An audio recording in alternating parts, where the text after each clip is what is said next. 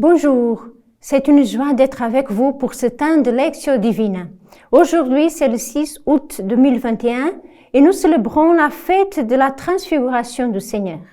Pour les lectures d'aujourd'hui, nous pouvons choisir. Soit on prend la lecture du livre de Daniel, soit on prend une autre lecture de la deuxième épître de Saint Pierre. Alors, nous commençons pour le livre de Daniel au chapitre 7, du verset 9 au 10 et aussi le verset 13 et 14.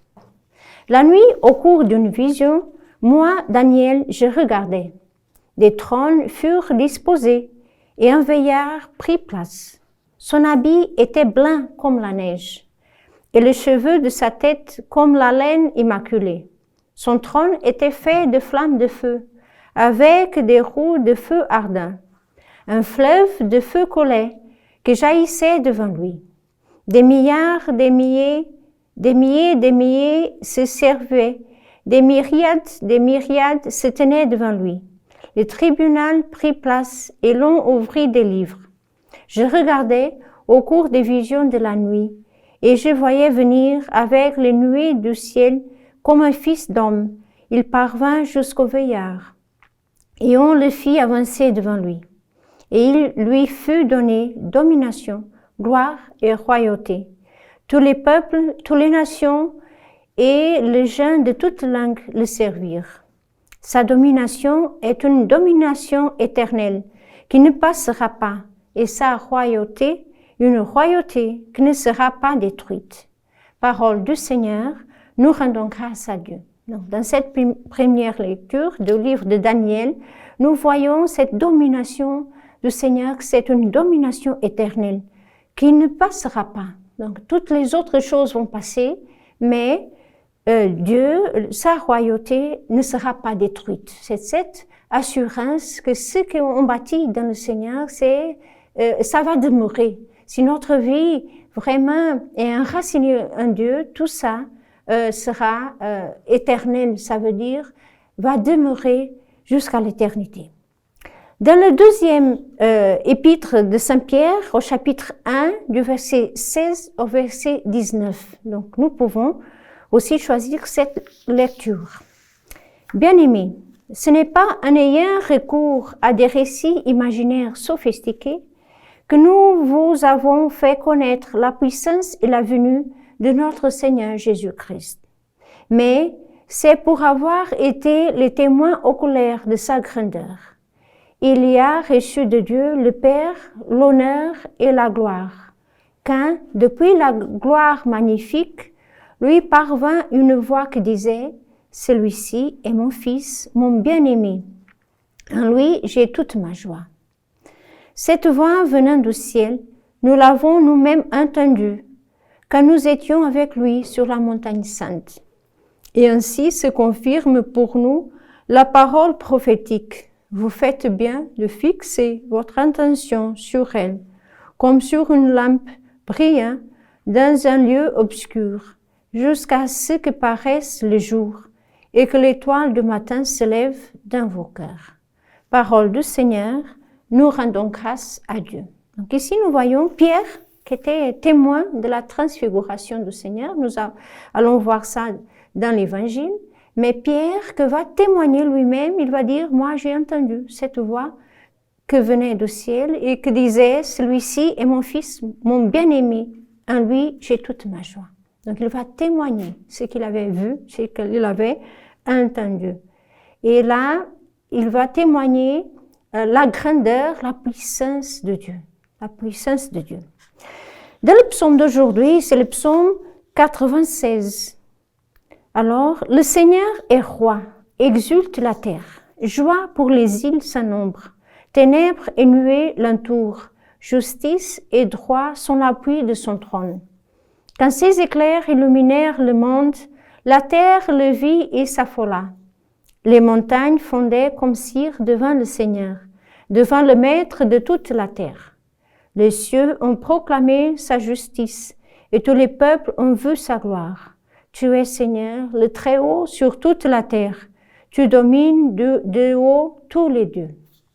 Donc, dans le psaume d'aujourd'hui, nous voyons comment les cieux proclament la justice de Dieu, comment le peuple voit sa gloire.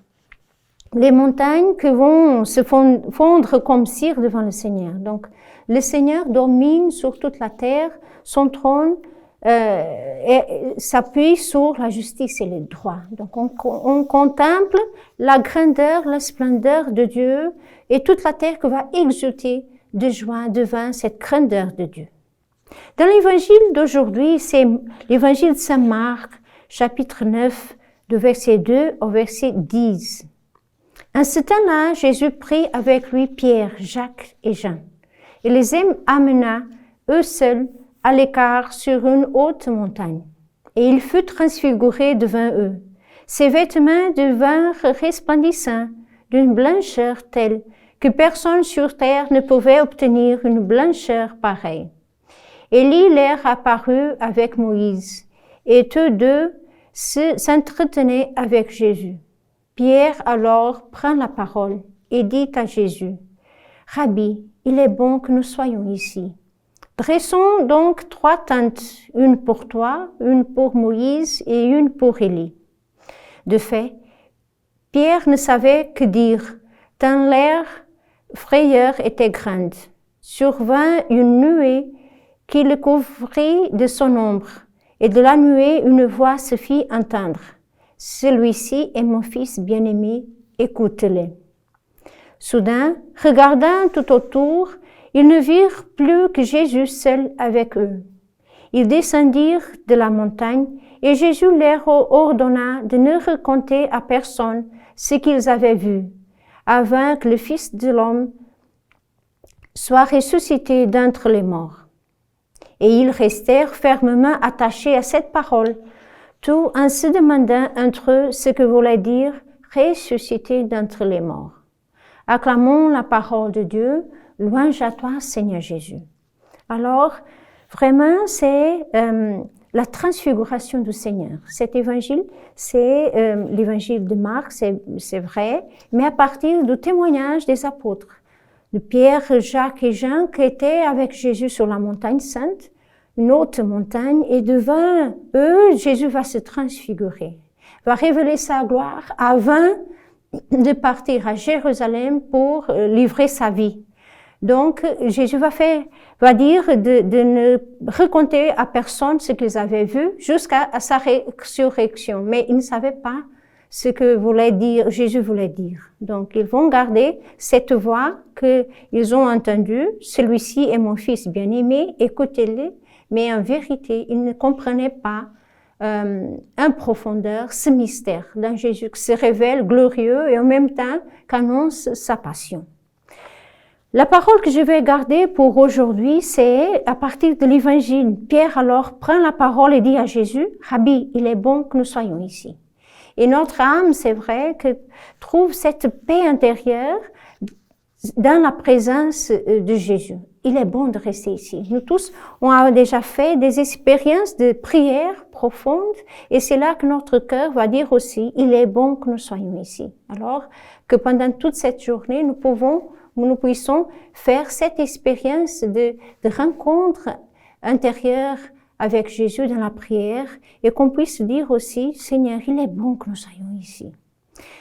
La fête d'aujourd'hui, la fête de la transfiguration, a été commencée pour être célébrée d'abord dans l'Orient et à partir du 5e siècle et en Occident depuis 1457. Nous fait revivre un événement important de la vie de Jésus qui a une incidence sur notre vie. Située avant l'annonce de la passion et de la mort, la transfiguration a été une manifestation de la vie divine qui est en Jésus. La lumière du Tabor n'est cependant qu'un avant-goût de la splendeur qui remplira la nuit de Pâques. C'est pourquoi les apôtres, contemplant la gloire divine en personne de Jésus, étaient préparés aux événements douloureux qui allaient mettre leur foi à l'épreuve. En voyant Jésus dans sa condition de serviteur, ils ne pouvaient plus oublier sa condition divine. Annonçant Pâques, la transfiguration contient aussi une promesse, celle de notre transfiguration. Jésus, en effet, a rendu transparente dans son humanité la gloire que resplendira dans son corps mystique, l'Église, lors de sa venue finale. Notre vie chrétienne est donc un processus de lente transformation en Christ. Commencée au baptême, elle s'achève dans l'Eucharistie, gage de la gloire future, qui opère notre transfiguration jusqu'à ce que nous atteignions l'image du Christ glorieux. Donc, c'est ce mystère de la transfiguration de Jésus, mais aussi c'est une promesse de notre transfiguration. Et la lecture patristique d'aujourd'hui, c'est de l'homélie d'Anastase de Sinaï pour la transfiguration. Et je prends justement la dernière partie. Accourons donc dans la confiance et l'allégresse et pénétrons dans la nuée, ainsi que Moïse et Élie, ainsi que Jacques et Jean. Comme Pierre soit emporté dans cette contemplation et cette manifestation divine, soit magnifiquement transformé, soit emporté hors du monde, enlevé de cette terre. Abandonne la chair, quitte la création et tourne-toi vers le Créateur, à qui Pierre disait, ravi hors de lui-même, Seigneur, il nous est bon d'être ici. Certainement, Pierre, il est vraiment bon d'être ici avec Jésus et d'y être pour toujours. Qu'il y a de plus heureux, qu'il y a de plus sublime, qu'il y a de plus noble que d'être avec Dieu, que d'être transfiguré en Dieu dans la lumière. Certes, chacun de nous, possédant Dieu dans son cœur et transfiguré à l'image de Dieu, doit dire avec joie, il nous est bon d'être ici, où tout est lumineux, où il y a joie, plaisir et allégresse, où tout dans notre cœur est paisible, calme et imperturbable, où l'on voit Dieu. Là, il fait sa demeure avec le Père, et il dit, en arrivant, aujourd'hui, le salut est arrivé pour cette maison. Là, tous les trésors de biens éternels sont présents et accumulés. Là sont présentes, comme dans un miroir, les prémices et les images de toute l'éternité à venir. Alors que pendant toute cette journée, nous puissions faire cette expérience que vraiment il est bon d'être avec Jésus et garder cette paix, cette confiance, garder la paix de notre cœur dans cette certitude que nous aussi, nous sommes appelés à transfigurer notre vie, à devenir des hommes de Dieu, à changer notre cœur, à avoir cette confiance et cette allégresse et pénétrer aussi dans cette nuée, dans ce moment de contemplation du Christ. Que le Seigneur nous bénisse et nous garde, il qui est Père, Fils et Saint-Esprit. Amen.